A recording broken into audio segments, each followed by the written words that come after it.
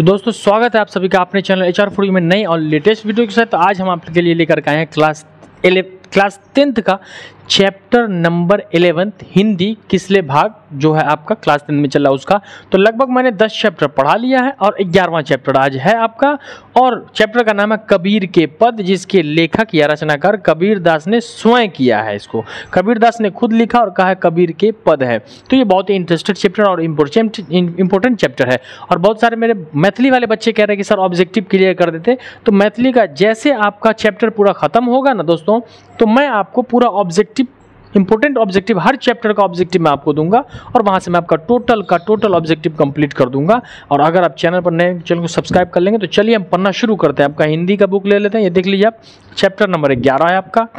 कह रहा है कि कबीर भक्ति काल के अप्रतिम भक्त कवि थे, यानी और उन्होंने अपनी रचना के माध्यम से भक्ति के नाम पर व्यापक बाहरी आडंबरों का, व्यर्थ अनुष्ठानों का करारा प्रहार किया, यानी बाहरी चीजों को बेकार कहा। तो इसमें कबीर के 2 पद हैं। तो पहले पद में क्या कहा है कि मतलब दुनिया की बाहरी आडंबरों को दिखावा कि हम ये हैं हम वो हैं, इन सब चीज़ों को नहीं करना चाहिए। भाई आप जो हो वो हो। इसमें बताया गया कि बेकार की बातें जो हम करते हैं, किसी गलत चीज़ों में उलझ जाते हैं, है ना, और फिर किसी की सुनी सुनाई जो कहते हैं उन सब चीज़ों पर ध्यान नहीं देना चाहिए। हमें सत्य जो वास्तव होता है, हमें हमारी वास्तविकता होती है, वही को हमें दिखाना चाहिए। जैसे पहले कह रहा है मेरा तेरा मनुआ कैसे एक हो रे। कबीर कह रहा है कि मेरा और तेरा मनुआ यानी मन एक हो ही नहीं सकता। कैसे होगा? क्योंकि मैं कहता आँखन देखी, तू कहता कागज की लेगी। कबीर कह रहा है कि मेरा और तेरा मनुआ यानी मन एक नहीं हो सकता। क्यों? क्योंकि मैं जो कहता हूँ वो आँख से अपनी आँखों से जिन सच्चाई को, जिन चीज़ों को देखता हूँ उन चीज़ों के बारे में कहता हूँ, और तू कहीं पर कागज पे लिखी हुई चीज़ों को देख करके और आके कहता है कि ऐसा ऐसा होता है। इसलिए मेरा और तेरा मेल नहीं हो सकता। मैं कहता सुरझावन हारी, तू राखियो उलझाए रे। फिर कबीर कह रहे हैं कि मैं तुम्हें कहता हूं कि सुरझावन हारी, किसी से कोई उलझन न करना, लोचे लपाचा में, टेंशन में पड़ना ही नहीं चाहिए। मानव को अपने जीवन में बिल्कुल साधारण रहना चाहिए, लेकिन तुम क्या करते हो, उलझा जाते हो। तुम उसकी उसको यानी फलाना ढिमका करते रहते हो और तुम एक दूसरे में उलझ के रह सकते हो। इसलिए मेरा तेरा मनवा एक नहीं हो सकता। फिर कह रहा है मैं कहता हूँ जागत रहियो, तू रहता है सोई रे। फिर कबीर कह रहा है कि मैं तुम्हें कहता हूँ जागत रहियो। जागने का मतलब नींद से जागने का नहीं, केयरफुल रहना, एक्टिव सक्रिय रहना, कि जागना बिल्कुल चिंतित रहना। मैं कहता हूँ जागने को, तू सोया रहता, तुम बेखबर रहता इन चीज़ों से, तो मेरा तेरा मनवा एक नहीं हो सकता। मैं कहता निर्मोही रहियो, तू जाता है मोही रे। अब मैं तुम्हें कहता हूँ निर्मोही रहना, किसी की बातों में ना आ जाना, कोई तुरंत तुमको अपनी तरफ बात से पोट ले उसकी ओर ना हो जाना। लेकिन तुम क्या करते हो, किसी की अच्छी बातों में चले जाते हो, कोई तुम्हें अच्छा कह देता तुम उसकी ओर हो जाते हो, 2 टुक तारीफ कर देता है तुम उसकी तारीफ में बर्बाद हो जाते हो। जुगन जुगन समझावत हारा, कहीं न मानत कोई रे। फिर इसमें कबीर कह रहा है कि जुगन जुगन समझावत हारा, कहीं न मानत कोई रे, यानी हमने जुगन जुगन में जग में हर लोगों को समझाने की कोशिश की, और कोशिश ही नहीं, समझाते समझाते हार गए, थक मान लिया कबीर ने, लेकिन फिर भी लोगों ने आज तक इनकी बात नहीं मानी। जैसे आज आप पढ़ते हो, आपके माता पिता आपको कहते हैं ना कि तुम पढ़ो, पढ़ाई नहीं करोगे तो ये होगा, नहीं पढ़ोगे जीवन अच्छा नहीं मिलेगा, सफलता नहीं मिलेगी, कामयाबी नहीं मिलेगी, अच्छा मार्क्स नहीं मिलेगा। आप नहीं मानते हो ना, वो तंग आकर के कहेंगे कि हम समझा समझा के थक गए, लेकिन फिर भी वो हमारी बात को नहीं मानता। सतगुरु धारा निर्मल वाहे, वामे काया धोए रे। सतगुरु वाह यानी कि नदी की जो धाराएं हैं वो पवित्र धाराएं बह रही है, वामे काया धोए रे। अपनी काया, अपने अंदर जो मैल है, अपने पाप को पवित्र गंगा की नदियों की बहती धाराओं में धो लो, क्योंकि ये अवसर है। कहत कबीर सुनो भाई साधु, तभी वैसा हो रे। और कह रहा है कि कहत कबीर सुनो भाई साधु, कबीर जो कह रहा है सुनो भाई साधु तभी वैसा हो रे। अगर तुम कबीर की मेरा तेरा मनुआ एक होना चाहते हो तो तुम मेरी गई बातों को कहो। मैं कहता हूँ सुरझावन रहने को, किसी से पंगा न लेने को, तुमको जागते रहने को कहता हूँ जागो, निर्मोही रहने को तो कहता हूँ निर्मोही रहो, और फिर आँखन देखी बात करो। तो ये पहले पद में कबीर ने कह दिया गया है कि बाहरी आडंबरों में कुछ नहीं रखा हुआ, जो है वो इंटरनल पार्ट में है। दूसरे में कहता है, पहला में आपका क्लियर हो गया कि मेरा तेरा मनवा, ये आपको याद भी कर लेना चाहिए, क्योंकि एग्जाम में हो सकता है कहीं कहीं से पार्ट्स ऑब्जेक्टिव में पूछ लेता है आपको, ठीक है। चलिए दूसरा आपको कह रहा है मोको कहाँ ढूंढे बंदे मैं तो तेरे पास, यानी अब यहाँ मोको का अर्थ ईश्वर को। अब जैसे देख लो आप यहाँ क्या करते हो, ईश्वर की प्रार्थना बहुत सारे लोग करते हैं, लेकिन बहुत सारे लोगों की इच्छाएं व्यक्ति मन से प्रार्थना नहीं करता। आपने बहुत सारे लोगों को देखा होगा, वो बहुत अच्छे हैं, सादगी में भरे हुए हैं और बहुत सारे लोगों की सहायता करते हैं, बहुत इबादत करते हैं, प्रार्थना करते हैं, मंदिर मस्जिद जाते हैं, लेकिन फिर भी उनकी बातें, उनकी अच्छाई जो होती है वो ईश्वर नहीं सुनता। उसके पीछे क्या लॉजिक होता है कि भाई आप इबादत कर रहे हो, आप प्रार्थना कर रहे हो, डेली मंदिर मस्जिद जाते हो, लेकिन आपका हृदय पवित्र नहीं है। आप तो दिखावे के लिए 5 वक्त का नमाज पढ़ते हो, मुसलमान हो तो घंटा डोलाते हो, जाकर के मंदिर के पास शीश झुकाते हो भगवान के यहाँ पर, इससे कुछ नहीं होने वाला। वही कह रहा है कि मुँह को कहाँ ढूंढे बंदे मैं तो तेरे पास। ईश्वर कह रहा है कि तुम मुझको ढूंढते कहाँ हो, कहाँ भटक रहे हो?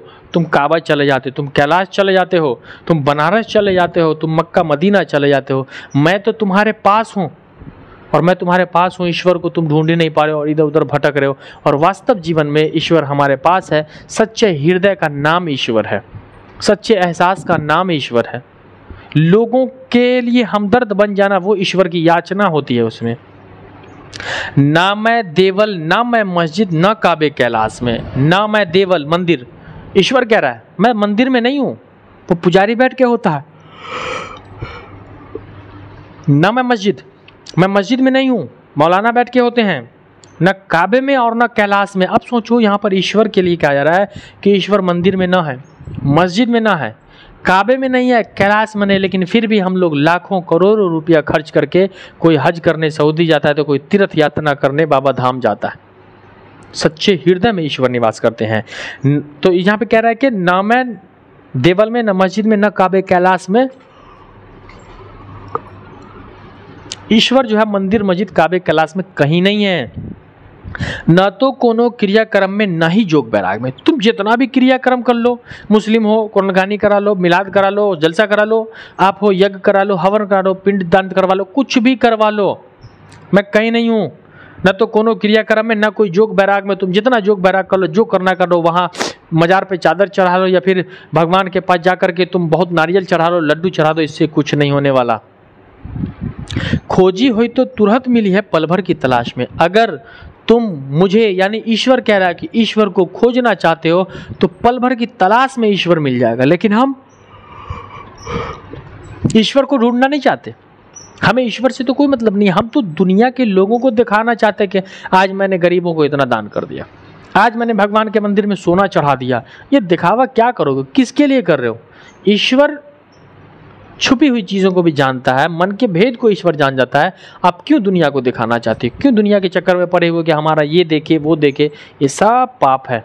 और फिर आप जो कुछ दान पिंड करते हो और लोगों को जताते हो, इससे लाभ न होने का, पुण्य तो होगा ही नहीं, आपको लाभ तो होगा ही नहीं, यहाँ तक कि आप पाप कर रहे हो, सबसे बड़ा पाप। खोजी हो तो तुरंत मिली हो पल भर की तलाश में। अगर आप ढूंढोगे ईश्वर को तो पल भर में मिल जाता है। ईश्वर हमारे हृदय में है, हमारे पास है, हमारे मन में है, और हम ईश्वर को ढूंढेंगे तो तुरंत मिल जाएगा। कहे कबीर सुनो भाई साधु सब सांसों की सांस में। और कबीर कह रहा है कि सुनो भाई साधु, सब सांसों की सांस में है। ईश्वर कहीं नहीं है, आपके एहसासों में है, हमारे आवाज़ में है, हमारे पवित्र मन में है। और हमारा मन जब तक पवित्र ना होगा, हमें देवल मस्जिद मंदिर काबे कैलाश जाना होगा हर हाल। और आज ज़्यादातर व्यक्ति परेशान है, चिंतित है, भगवान मेरी नहीं सुनता, नहीं सुनेंगे। तुम भगवान के मंदिर जाते हो, जब भी जाते हो तो कुछ ना कुछ मांगने जाते हो। हे ईश्वर, ये तो भीख मंगे हो गए हो मानव तुम कभी ईश्वर से मिलने नहीं जाते हो, तुम कभी ईश्वर का धन्यवाद अदा करने नहीं जाते। जब भी जाते हो तो भगवान के मंदिर या मस्जिद में हाथ उठा के मांगते हो कि ईश्वर हमें ये दे, हमें ये दे। कब तक भीख मंगे बने रहोगे, मांगते रहोगे? ये मैं नहीं कहता, ये किताब में कह रहा है कि ईश्वर से कभी मिलने भी जाया करो, मन से इबादत करो, मन से प्रार्थना करो ईश्वर की, तब ईश्वर मिलेगा। तब आपको काबे कैलाश और मंदिर मस्जिद की जाने की नौबत भी ना आएगी, अगर आप सच्चे एहसास मानो तो। यहां पर आपका 2 पद दिया गया। पहले में बाहरी आडंबरों को रोका गया, फिर दूसरे में कहा गया कि सबका मन से होता है, मन पवित्र हो। कहा है ना कि मन चंगा तो कठौती में गंगा। मन चंगा तो कठौती में रंगा। हमारे मन में आज पाप भरा हुआ है, इसलिए ज़रूरत है हमें अपने मन के साफ करने की। मुझे उम्मीद है कि ये कबीर का पद जो आपको पूरा का पूरा समझ में आ गया होगा। अगर किसी प्रकार का कोई प्रॉब्लम हो तो आप हमें कमेंट सेक्शन में पूछ लेंगे। और यहाँ कोई ऑब्जेक्टिव है नहीं, फिल इन द ब्लैंक्स है कि मेरा तेरा मन हुआ कैसे एक हो रे खाली स्थान, तू कहता कागज की लेकिन, तो ये आप कहता है, तो ये आप बना लोगे मेरे हिसाब से और आपको कोई प्रॉब्लम नहीं होगा। अगर किसी प्रकार का कोई प्रॉब्लम होता है, निर्मोही का अर्थ न मोहने वाला, मुको का अर्थ मुझको यानी ईश्वर को कहा गया। अगर कोई प्रॉब्लम है तो कमेंट सेक्शन में आप पूछ लेंगे। और वीडियो नहीं देखा और मैथिली वाले जितने बच्चे हैं मैथिली का वीडियो में डेली